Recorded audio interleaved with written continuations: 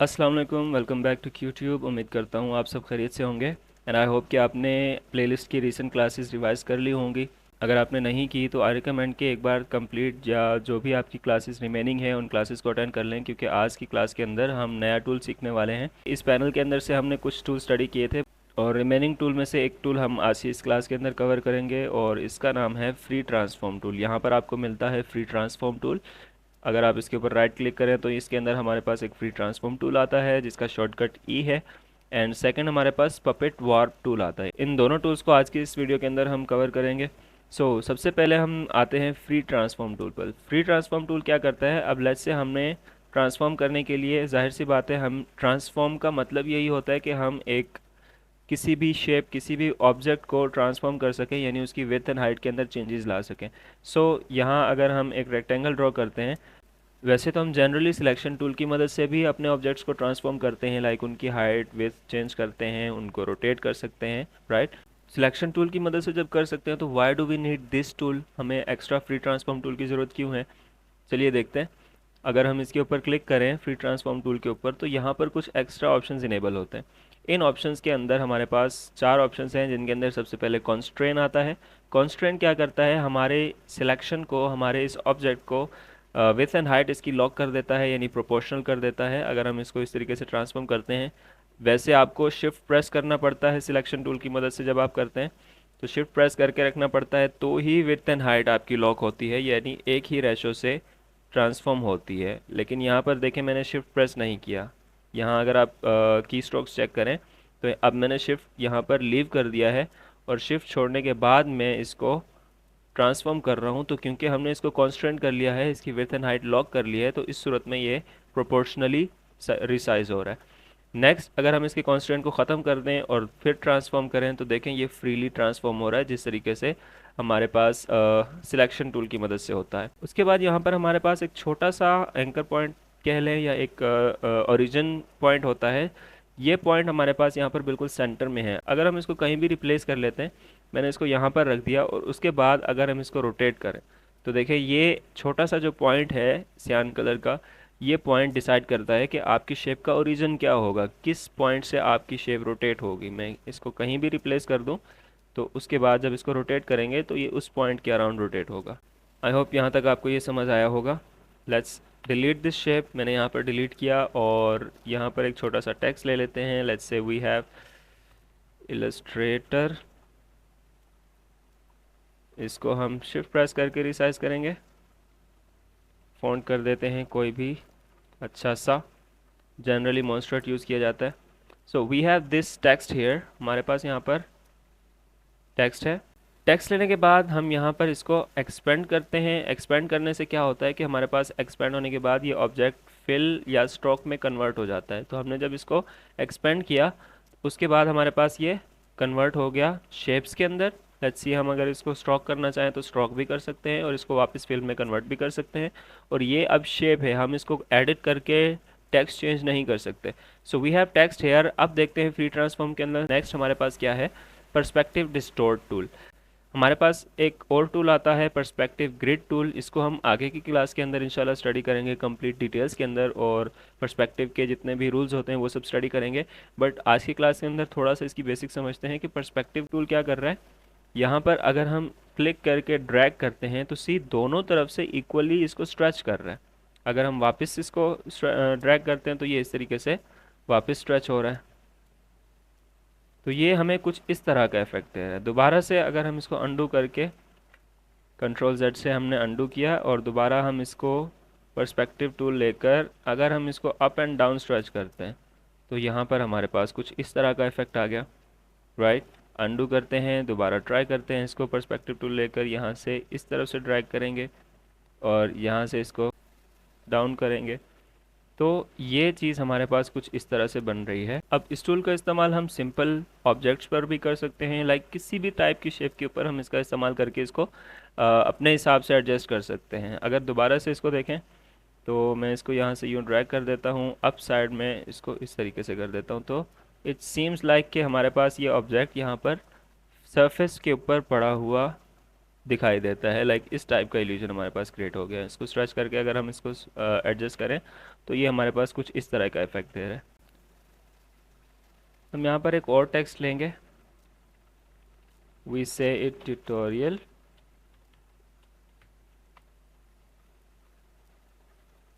थोड़ा सा एडजस्ट करके इसको सिमिलरली हम यहाँ पर एक्सपेंड कर लेंगे। एक्सपेंड करने के बाद इसको करते हैं align, and let's see free transform tool के अंदर यहाँ पर ये फ्री डिस्टोर्ट क्या करता है। अब जैसे कि हमने इस टूल के अंदर, पर्सपेक्टिव टूल के अंदर देखा कि हमारे पास एक पॉइंट को ड्रैग करने पर दोनों पॉइंट्स ड्रैग हो रहे थे, दोनों पॉइंट्स एडजस्ट हो रहे थे, दूसरी साइड का उसका ऑपोजिट पॉइंट भी एडजस्ट हो रहा था। तो यहाँ पर फ्री डिस्टोर्ट के अंदर क्या है कि हम सिर्फ एक पॉइंट को ड्रैग करके एडजस्ट कर सकते हैं किसी भी तरफ। हमारे पास सिर्फ एक पॉइंट होगा, हम उसको कहीं भी ड्रैग करके अपने हिसाब से एडजस्ट कर सकते हैं। तो फ्री डिस्टोर्ट ये करता है।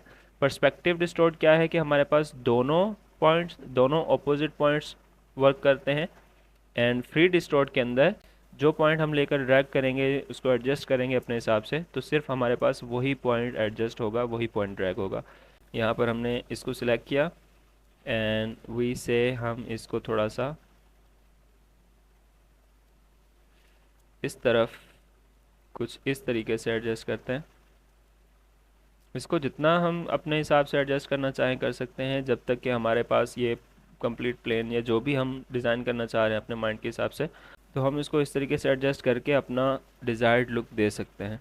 आई होप आपको फ्री ट्रांसफॉर्म टूल के ये सारी चीज़ें समझ आई होंगी। आप इसकी प्रैक्टिस करें, खुद से चीज़ें बनाएं, डिफरेंट शेप्स के ऊपर, टेक्स्ट के ऊपर, मज़ीद इसके ऊपर प्रैक्टिस करें तो इंशाल्लाह आपको मज़ीद इसके अंदर चीज़ें समझ में आती जाएंगी। हम इनको रिसाइज करके साइड पे रख लेते हैं। नेक्स्ट हमारे पास आता है पपेट वार्प टूल। अब पपेट वार्प टूल क्या करता है? पपेट वार्प टूल को समझने के लिए मैंने यहाँ पर एक इलस्ट्रेशन ली है। इलस्ट्रेशन यानी एक कंप्लीट इलस्ट्रेशन ड्रॉन है जिसको आपको बनाने की ज़रूरत नहीं, आप इसको वेबसाइट से फ्री डाउनलोड कर सकते हैं। वेबसाइट का नाम है freepik.com। आप वेबसाइट विज़िट कर सकते हैं। फ्रीपिक के ऊपर आपको मिलियंस ऑफ डिज़ाइन एसेट्स मिल जाते हैं। आप कोई भी डाउनलोड करके अपने इलस्ट्रेटर के अंदर या फोटोशॉप के लिए भी अपने पास टेम्पलेट्स वगैरह डाउनलोड कर सकते हैं। मैंने ये फ्रीपिक से डाउनलोड किया है।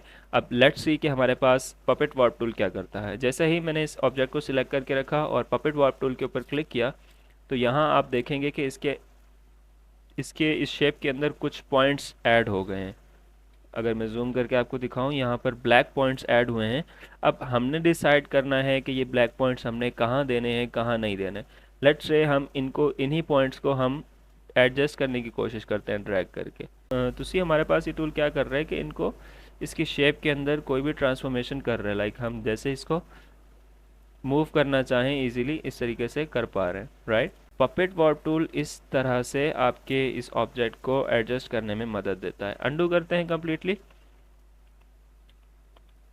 यस, सो हमारे पास ये पॉइंट्स डिफ़ॉल्ट बाय डिफ़ॉल्ट लग गए थे, हमें ये नहीं चाहिए, हम अपने हिसाब से कोई पॉइंट्स ऐड करना चाह रहे हैं। मैंने यहाँ पर इन तमाम पॉइंट्स को सिलेक्ट किया, एक एक करके डिलीट किया। ये पॉइंट्स हमें चाहिए तो हमने इनको यहीं रहने दिया। यहाँ पर पॉइंट्स ऐड करते हैं एंड यहाँ पर पॉइंट्स ऐड कर दिया हमने, शोल्डर्स पे पॉइंट ऐड कर दिया, हाथों पर पॉइंट ऐड कर दिया। अब हमने डिसाइड करना है कि हम किन पॉइंट्स के अराउंड इन ऑब्जेक्ट्स यानी अपनी शेप को किस पॉइंट के अराउंड हमने रोटेट करना है या मूव करना है, तो ये हमने डिसाइड करना है। इस वजह से हमने अपनी मर्ज़ी से पॉइंट्स ऐड कर लिए।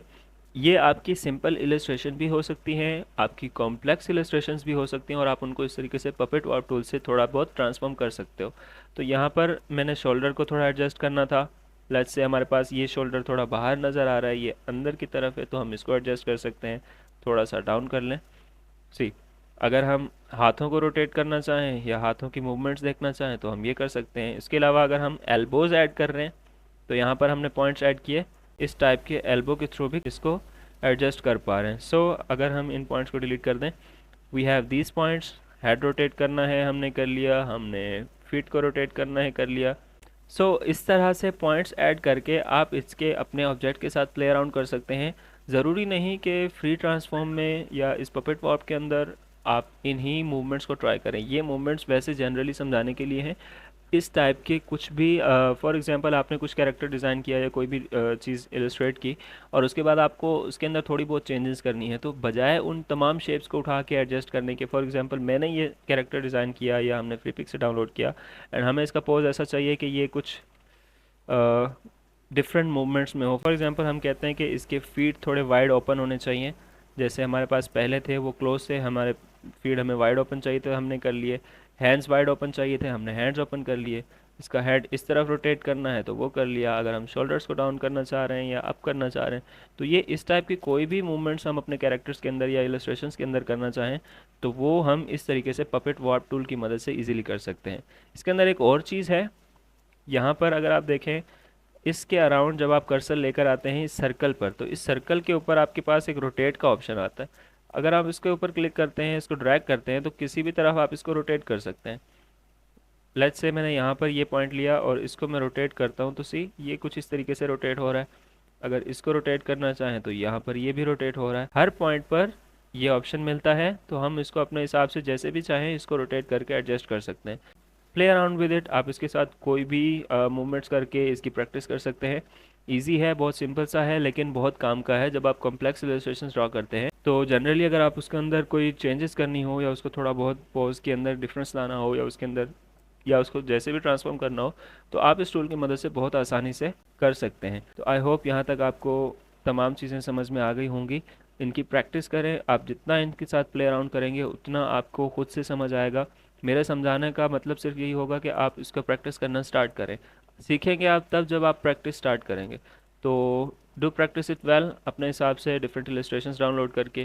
फ्री पिक का लिंक आपको डिस्क्रिप्शन में मिल जाएगा, वहाँ जाकर मज़ीद इलस्ट्रेशंस डाउनलोड करके उनके साथ प्ले अराउंड करें, उनके ऊपर ये टूल्स ट्राई करें। बेस्ट ऑफ लक, मिलते हैं नेक्स्ट क्लास के अंदर इंशाल्लाह। अगर आप चैनल पर नए हैं तो चैनल को सब्सक्राइब कर दें ताकि कोर्स की मज़ीद क्लासेस आप तक सबसे पहले पहुँचें। मिलते हैं नेक्स्ट क्लास के अंदर एक न्यू लेसन के साथ। अपना ख्याल रखिएगा। अल्लाह हाफ़िज़।